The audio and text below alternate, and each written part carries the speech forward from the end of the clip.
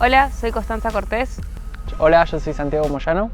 Y juntos estamos haciendo un documental, Casas de Tormentas. En realidad nosotros estamos en nuestro proyecto de tesis y sabíamos que queríamos hacer documental. Siempre tuvimos la curiosidad de hacer road trips. Yo creo que más que nada porque empezamos la carrera en pandemia. Entonces, a empezar la carrera en pandemia es como que estuvimos mucho tiempo a través de la pantalla y como no tanto con todo ese auge, como junta colectiva de poder grabar y filmar así exterior y demás. Entonces como que nos agarró el bichito de eso y bueno, a Santi le llegó la idea y pudimos juntar las dos cosas y eso estuvo re bueno. No sé si querés contar. Sí, siempre tuvimos esa sed de salir a cazar, ya sea a filmar. Y nada, teníamos la certeza de que queríamos hacer un documental y yo me interesaba el tema de cazadores de tornados. Me acordaba de un programa de National Geographic, creo que es, de cazadores de tornados en Estados Unidos, y tenía la curiosidad si acá en Argentina se hacía algo parecido. Le pregunté a mi prima, que estudia geofísica y que conoce a gente que estudia meteorología, si conocía a alguien de acá de la región. Me dijo que conocía a 2 influencers, uno en Uruguay y otro acá en La Pampa. Lo busqué el Instagram Tierra de Tormentas y di con Jere. Al verlo así tatuado con un Twingo, casi de nuestra edad, lo sentí a una persona muy cercana, así sin conocerlo. Y dije, a esta persona si le escribo me va a responder, es alguien muy humano. Entonces directamente le escribí por Instagram y dimos con él. Ahora empezamos a organizar reuniones por Meet como para conocerlo, y desde marzo aproximadamente hasta hace 2 semanas como que metimos de vez en cuando reuniones como para conocernos más y poder organizar el documental. Aparte, Jere lo que nos contaba también y después investigando, que Argentina después de Estados Unidos es el país como con más tormentas que hay en todo América y Sudamérica. Y después el epicentro de las tormentas está en La Pampa, entonces qué mejor que grabar nuestro suelo, nuestras regiones, que todo el cine no pasa en Buenos Aires, sino que hay un montón de historias para ser contadas y también estar en el sur del país y bueno, a todo lo largo, ¿no? Y poder representar eso es muy importante también para nosotros. La pasión de Jere también la encontramos en nuestra pasión por salir a filmar. Quizás Jere, sin darse cuenta, estaba haciendo lo mismo que nosotros, una planificación, una historia contando con las nubes, y vimos en alguien que hace algo completamente distinto, algo que está haciendo a la vez algo completamente similar a nosotros. Nos vimos reflejados en él. Y entonces queremos no solo cazar tormentas y cazar la pasión de Jere, sino también mostrar ese reflejo de que el cine también está en otras cosas y que atraviesa a la ciencia, a las personas, a las pasiones. Creo que eso también fue lo que nos motivó y que dijimos, es este el personaje y merece un largometraje. Sí, también urge contar, como te decía antes, el paisaje nuestro, o sea, porque por él, Santi de referencia tenía un programa estadounidense. ¿Y qué programas tenemos nosotros de acá de Argentina sobre las tormentas, sobre La Pampa? Como al estar también la situación como está, es difícil poder producir y es difícil poder, entonces nosotros que teníamos la posibilidad también dar el espacio de que también la gente de acá y la gente del país pueda verlo reflejado. O sea, yo soy de un lugar, yo no nací en La Plata, y la gente le da mucha bola al cielo porque es todo llanura, todo meseta. Y siento desde que allá en Buenos Aires, al estar colmado por edificios, la gente no le da esa atención que por ahí acá sí se da, y al ser La Pampa el epicentro de las tormentas, es toda una situación meteorológica y la atmósfera es totalmente distinta, se comporta de forma diferente. Entonces, reconocer a La Pampa como uno de los puntos más importantes meteorológicos es también vernos a nosotros, o sea, generar un autorreflejo en nuestras cosas. Y posta, o sea, ahora habiéndolo vivido, ya teniendo como una o dos cacerías de encima, podemos ver y también, o sea, no solamente verlo por imágenes, sino vivirlo y verlo como algo importante. Yo creo que me di cuenta acá Sí. cómo es el cielo. Quizá nunca, o muy pocas veces, allá en La Plata, me había sentado a mirar el cielo y a contemplarlo y a vivir el momento de estar observando el cielo.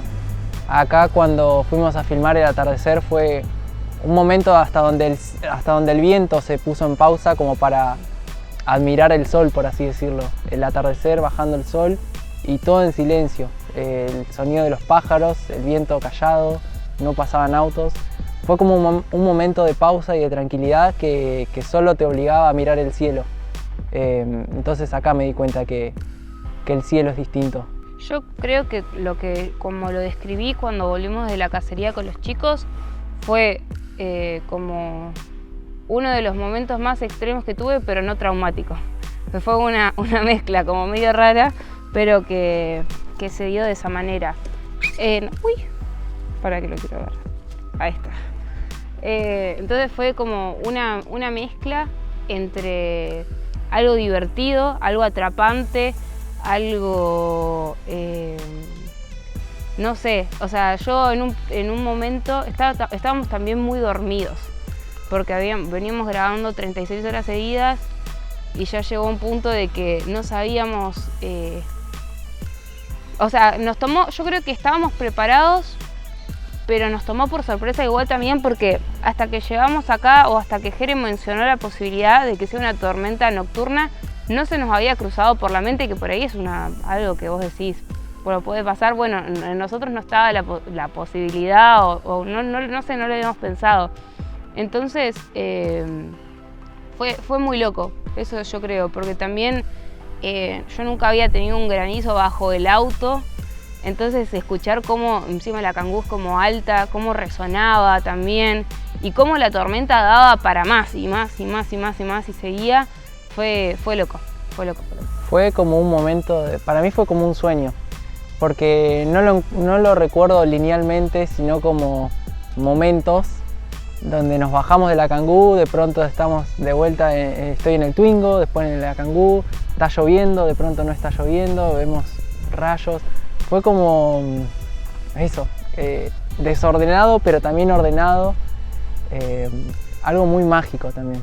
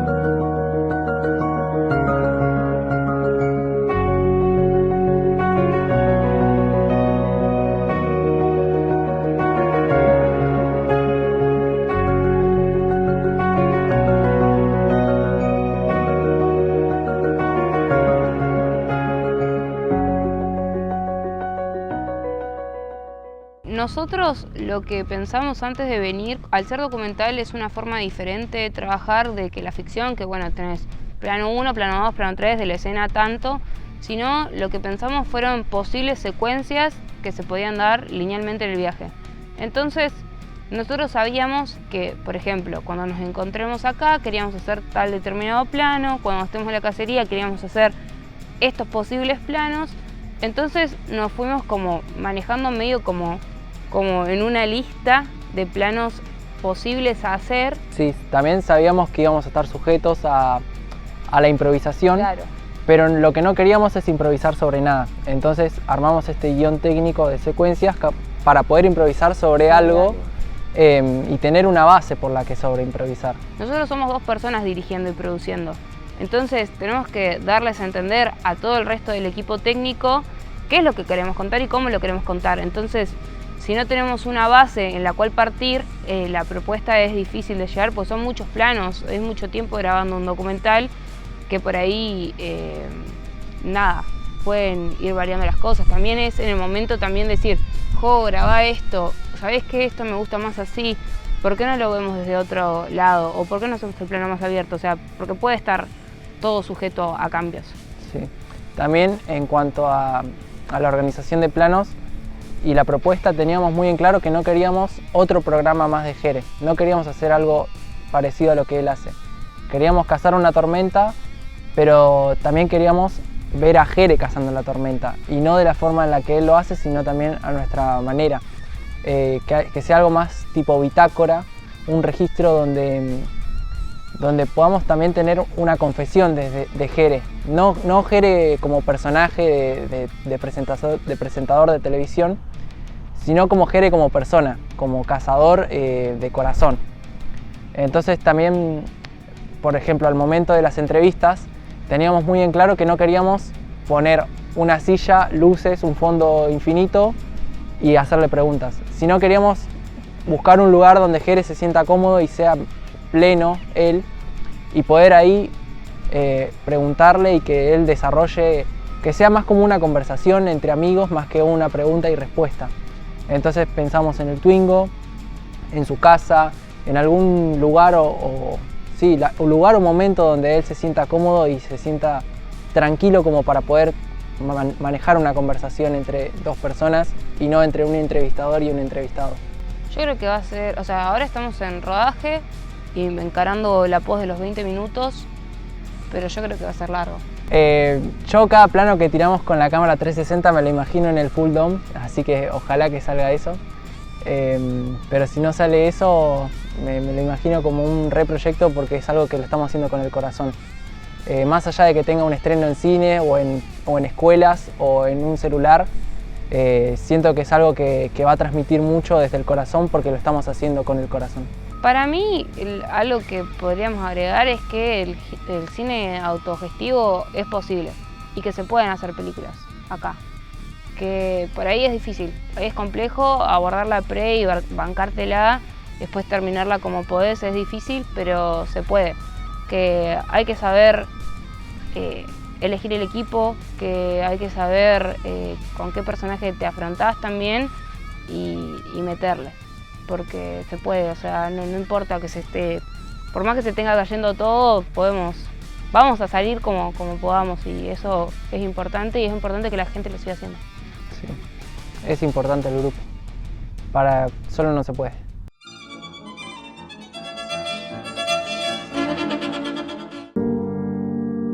Un rostro repetido hasta el infinito, una sonrisa congelada, brillante e imposible de olvidar. En 1967, Andy Warhol convierte a Marilyn Monroe en un ícono inmortal. Con tintas planas, colores ácidos y una técnica mecánica, transforma una fotografía en símbolo. El arte se vuelve espejo del deseo, del consumo y del vacío. Warhol, el elefante terrible del arte pop, entendió antes que nadie el poder de la imagen. Tras la muerte de Marilyn Monroe en 1962, toma una foto promocional del film Niágara y la repite una y otra vez, como si la multiplicación fuera también una forma de resurrección. El proceso de serigrafía mecánico repetitivo le permitirá borrar la huella del artista y al mismo tiempo exhibir la frialdad del mundo moderno. Marilyn ya no era una mujer, era un producto, una máscara perfecta del brillo artificial que los medios habían creado. Warhol no la pinta para adornarla, sino para desnudar el mito. Su Marilyn de piel azul o naranja chillón es una crítica velada, una víctima del culto a la fama fabricada por la maquinaria del espectáculo.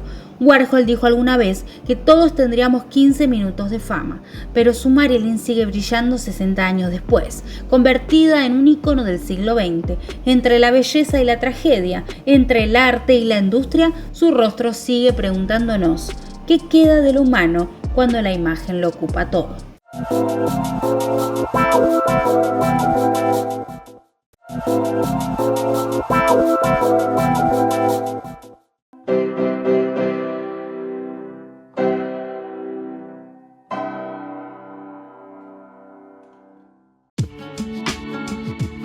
Dicen que el cine imita a la vida, pero a veces también imita al arte.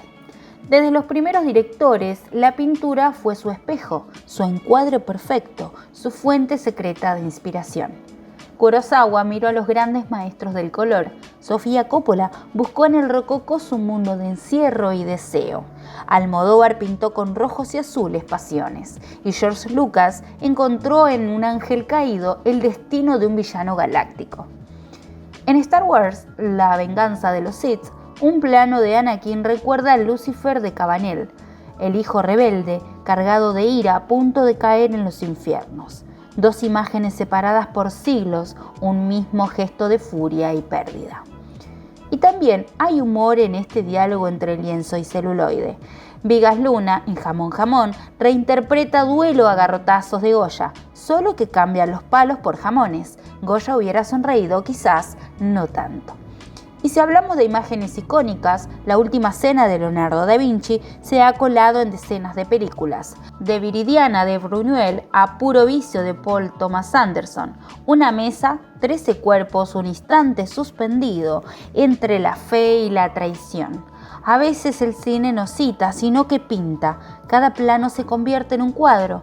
La luz de Barry Lyndon, que parece óleo, los reflejos azulados de Moonlight, los cielos apocalípticos de Melancolía. Pintar con luz es la magia del cine. El cine y la pintura comparten un mismo sueño, detener el tiempo, capturar lo visible. Quizás cada película que amamos es, en el fondo, una pintura que respira. Hoy voy a hablar de la pintura o del arte a través de un crítico de arte y pintor que se llamó John Berger. Es un inglés, ha muerto no hace mucho, en el 17 creo que murió, un hombre que vivió muchos años, fue muy creativo, vivió en Londres, escribió novelas, después les vamos a mostrar fotos de todos los libros que tiene y que yo los he leído y me han encantado, pero me costaba encontrar por dónde contarles lo que él dice, porque él habla mucho de otros pintores, es un gran conocedor, ha sido jurado en muchísimas muestras, de manera que no era fácil, pero tiene una particularidad, o tuvo su personalidad, que es que en los últimos años de su vida se muda a una zona en Francia, a vivir en una aldea. Y ahí su escritura se vuelve muy cotidiana, muy cercana, y él describe gente, por ejemplo, va a una pileta de un club y describe algunas personas con quienes habla y relaciona cómo son con lo que dicen, va a una muestra en un determinado lugar y habla de la guía y lo que le pasa, o el vecino le pide que le entre las vacas en el corral, no sé cómo se llama, donde que los europeos meten los animales en la noche, y él los arría y va diciendo cómo son las pezuñas de las vacas, o sale, dice que en las primaveras tiene como un impulso que no puede parar de pintar los lirios, por ejemplo, y los dibuja, y entonces te dice si usa tal marcador o tal pluma. Y de hecho están los dibujos, ¿no? En sus libros. Así que realmente es un autor precioso, muy recomendable. Y básicamente lo que él dice es que en vez de hablar del genio de la pintura o de gente que, no sé, muy preparada, él va a decir, la pintura es un encuentro. Él habla de la receptividad con el mundo. Y entonces dice que hacer un dibujo es como dar hospitalidad a algo, que uno lo incorpora y de ahí va a salir algo como el trazo, ¿no?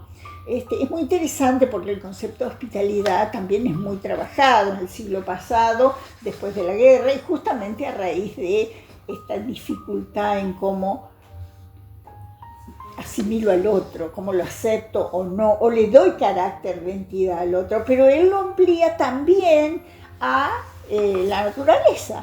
¿Cómo yo puedo, como Cézanne con la montaña Santa Victoria, o cómo alguien puede ser compenetrado por un árbol o una flor y y decidir reproducirlas, ¿no? Entonces habla de un encuentro.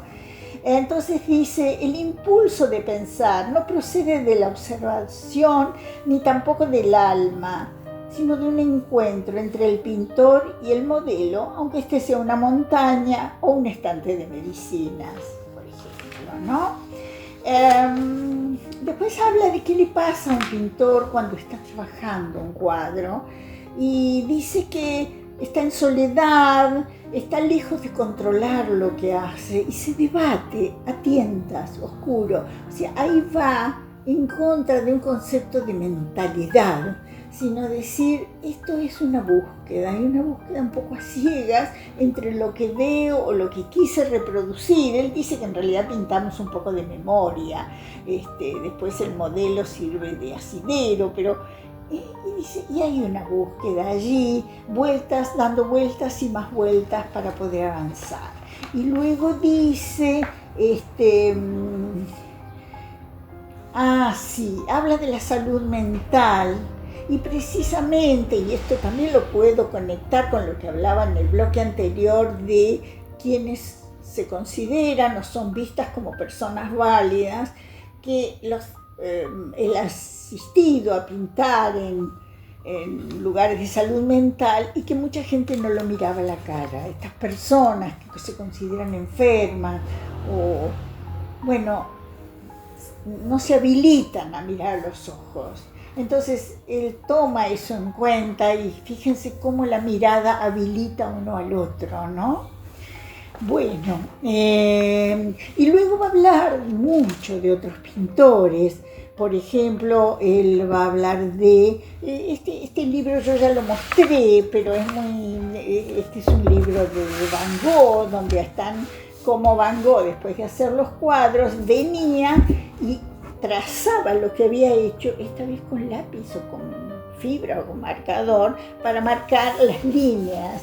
Entonces, él va a hablar muchas veces de esto que hacía Van Gogh y dice cómo este hombre, que fue considerado por muchos como un loco, un perdido, sin embargo, dice, solamente está buscando, por acá.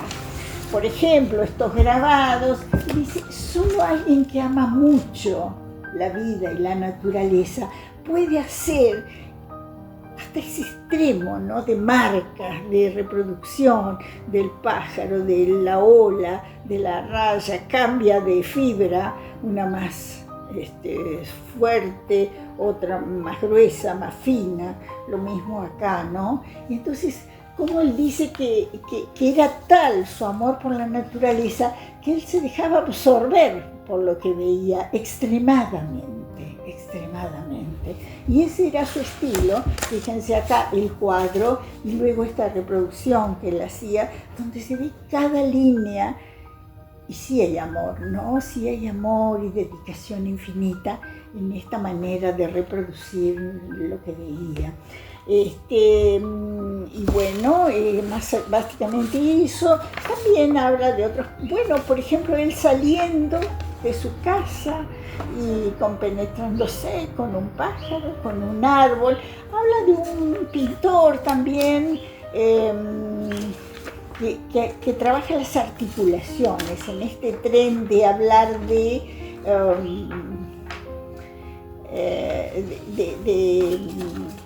los árboles.